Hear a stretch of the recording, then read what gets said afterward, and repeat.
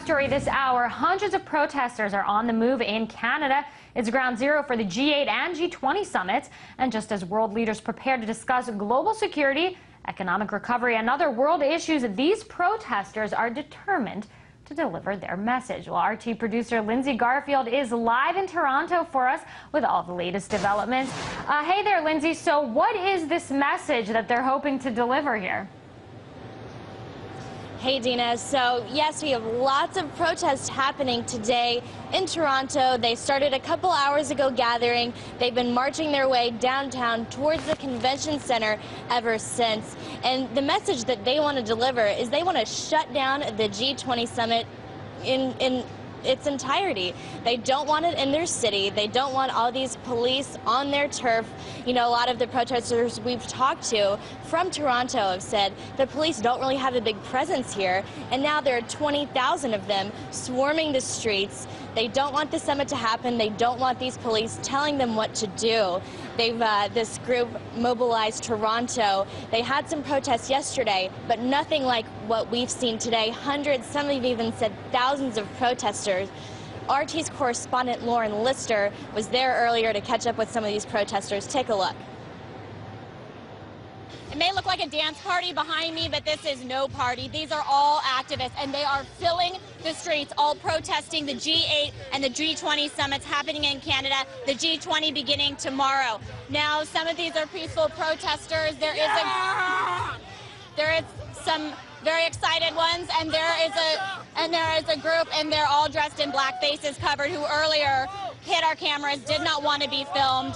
Others may describe them as anarchists. We're not sure how they would describe themselves, but part of the march no less. Now, when the police are not visible here, you can see them all the way around the perimeter of this march, all in riot gear, forming lines with bicycles, forming lines with all of their masks on.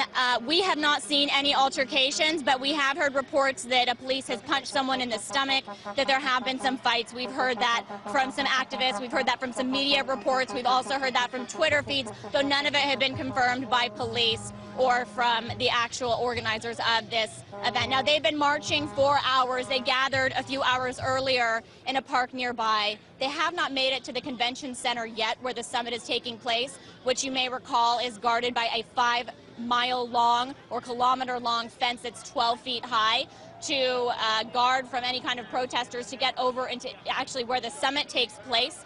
So we're not sure exactly where it's headed, but it certainly continues. People bearing signs such as "Capitalism sucks," yelling at the police, calling them, you know, foul names as you would expect them to be called. And we will continue to bring the latest. From Toronto, Canada, I'm Lauren Lister, RT. So as you can see, lots of heavy protesting even developing over the past hours. We saw a couple earlier, and it's really just exploded. A lot of people gathering downtown. They don't want the summit to happen. And actually later, after this, we're going to downtown, where they've reportedly been setting up a tent city. All the protesters are setting up tents, and they're camping out outside the convention center, which is just a couple miles from where we are now in the press center. Lindsay, where are you in relation to where Lauren was, where we just saw her with that report? I'm in the press center right now, which is just a couple of miles south from where the protests are happening. They started up a little bit north, and they've been winding their way south down towards the convention center. Now, Lindsay, you know, speaking of spending money, Canada's footing the bill, quite a bill here to host these meetings, over $1 billion. Did the protesters say anything about this? And, you know, most of that money is going to go towards security. Were they angry about this aspect of the situation at all? Absolutely. They don't like the spending for the summits. You know, they're from Toronto. They're the taxpayers. They're the ones footing the bill for these summits, for the security, for the police that are coming to shut them down. So they're really not happy about all the spending. As you saw in the story, there were signs saying "Capitalism sucks." So that kind of gives you an idea. They are not happy about the spending at all.